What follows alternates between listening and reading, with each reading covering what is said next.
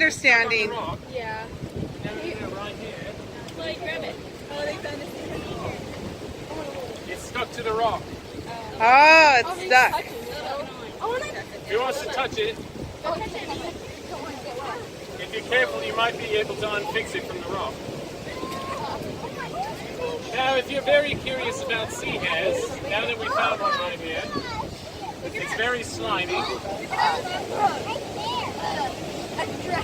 Just a little bit earlier, they were laying their eggs. I haven't found where their eggs are. They look a lot like ramen or spaghetti. If you look behind me on the rocks, there they are. You see? Right there. The water's so Pretty nice. You can touch their eggs if you like. oh, tide coming in. Oh, someone's shoes! Someone's shoes! Out of the water. I don't know if anybody is worthy to do that. What are those eggs so strong? What did I do? Look at that. Wow, look at that. The tail of a lobster. Where's the head? Where's the head? Oh, does anybody know how to tell a male from a female lobster? I don't know. It's a good question. I've never determined that. Maybe you know. Do you know how to tell the difference between a male and a female? Let's see if there's a How's it difference. feel? Do you like that sea hare? Do you think we can find two sea hares? Right here. You see this? Who is brave enough to carry one of these in their hands? Okay, get it, Reed. Go ahead, Reed. Let's watch them get soaking wet. I found a baby sea hare. Oh, there's another one. Baby seahorse. I touched it before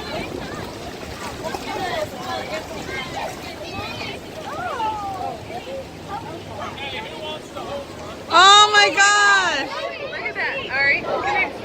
Maverick. Is that another? Oh, go get it. Mommy. Mama, I got another one. Cool, pick it up. Pick it up, Laurel.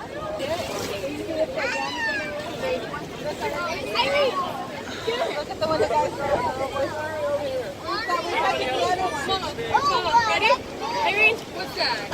What's it called? A sea hare. Feel it. Let me see, let me see. Feel it. So gross. Oh my gosh, that feels so gross. It's not. Irene, your turn. Yeah. You don't want it to do. Irene. Can I hold it after you? That one's giant. Mama, there's another. They're poisonous. Sometimes they're not. And do you know what country figured that out? Oh, it's stuck to the rock. It's really soft. Oh, there's another. Oh my gosh. Aubrey, you want to hold the giant one? Laura, look at me. I want to. He's going to set it down, so you better go. That's the same thing, but a bigger. Yes. How do you pick those up from the ground under? I don't know. If it's stuck, then you can't. But if it's not stuck. Did you want to touch one?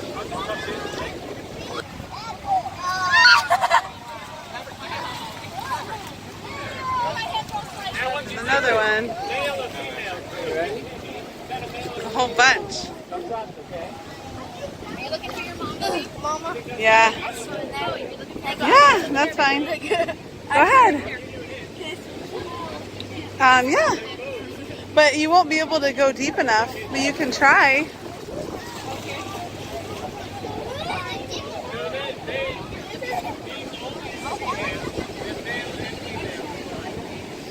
Oh, it's a male and female combined. But they want to have babies. Sometimes they can't figure out if they want to have babies or they want to eat something. And so they accidentally become cannibals sometimes. Oh. So they'll find a mate, and if they can't eat them, they'll mate with them. Cannibals. They eat each other. That is so freaky. Wait, take a picture. I'm taking a video too. Can you take a picture of me with it? Yes. Do you see it? All right. Oh, wow.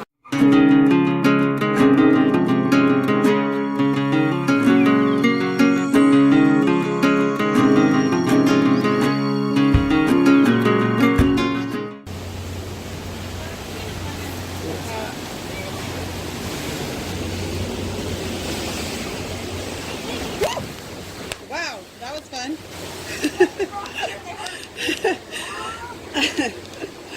Oh my gosh. Okay, maybe we won't videotape this.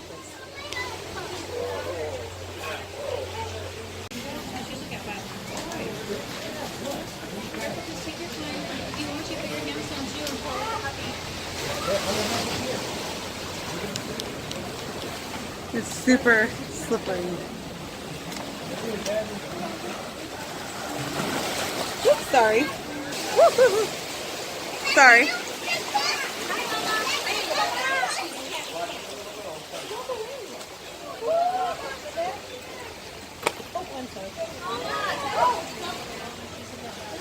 Hello. That's the gross seaweed that we're all slipping on. Yeah. Yeah.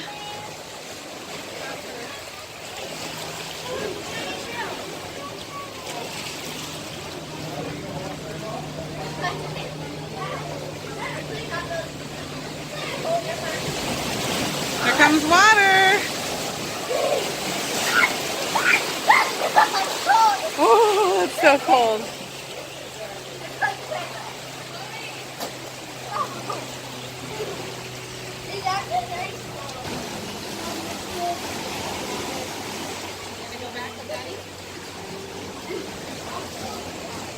Reed, say cheese. Look at me. Oh, such a ham. Marina, that's a Spanish word, isn't it? He'll rage a marina. In fact, he looted all Spaniards for, what country was that? Argentina, that rhymes too. Irachagucha will burn your, what's a little house in Spanish? Casita, that's right. For he circled the globe, and now I repeater. Huh? Huh? Huh? So can we remember those words? Let's see. There. So there was a corsair with a very large. Okay, let's practice that whole part. There was a corsair with a very large head. His fiery temper did turn his face red.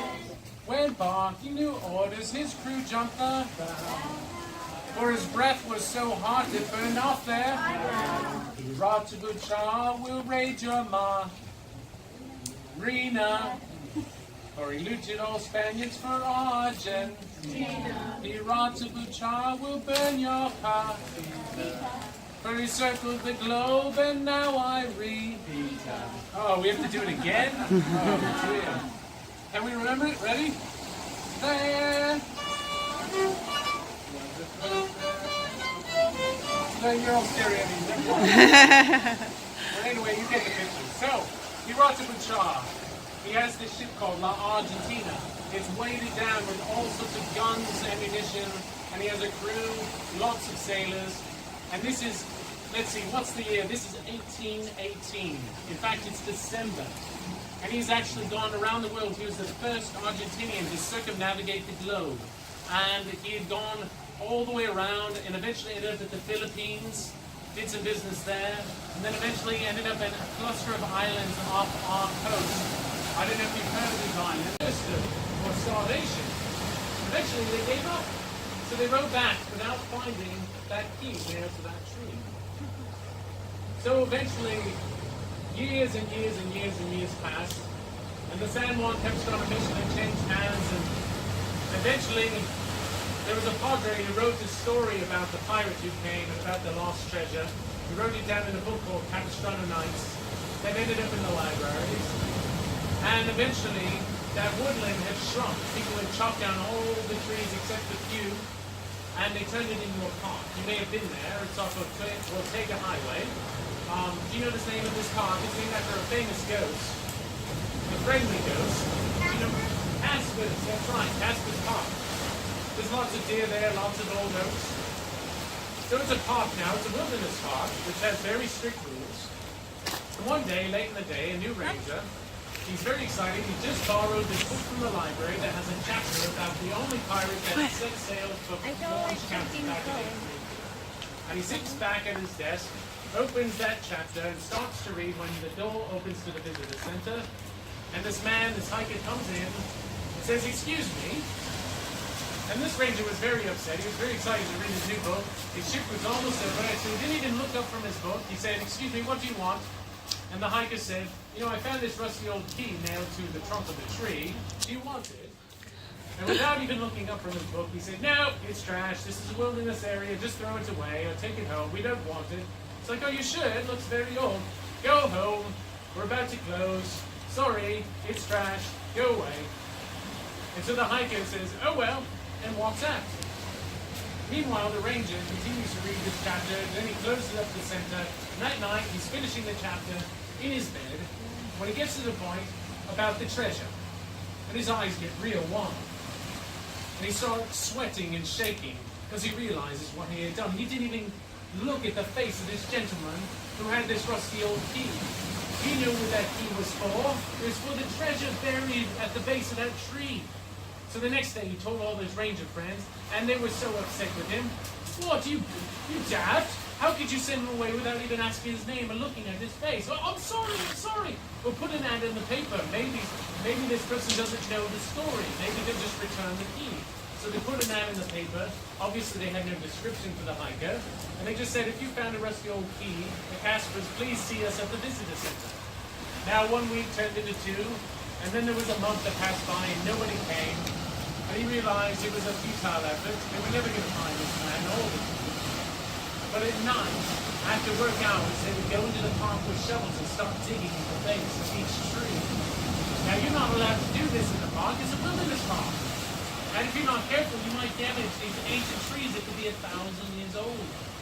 And eventually the supervising ranger found out. He found this hole that they hadn't buried, they'd forgotten because they were doing it all night long and they were so tired they missed one of the holes. He found this hole at the base of this tree. He started interrogating the rangers and he found out why they were doing it. He said, "Do you realize we can't even prove this story is true? And meanwhile, we're going to lose the last trees we have here. They chopped all the other ones down to firewood long ago. We want to protect these last trees." And so they all hung their heads low and eventually they gave up. So until this day, they never found that tree with that rusted key and that treasure that was buried there. That's been there for almost 200 years. So do you believe that in Casper's Park that treasure might still exist? I don't know. I'm not sure. The ranger's been driving around in very new trucks recently. And they built a lot of new signs in the county parks. I don't know. Maybe they found that treasure. I'm not sure. But if they didn't, I don't want to catch any of you digging a hole at the base of any of those trees. All right? Can you promise? Well, I don't know if you can promise something like that, but that's my story and I'm sticking to it. Aubrey. Look, there's Aubrey trying to walk. It's very slippery.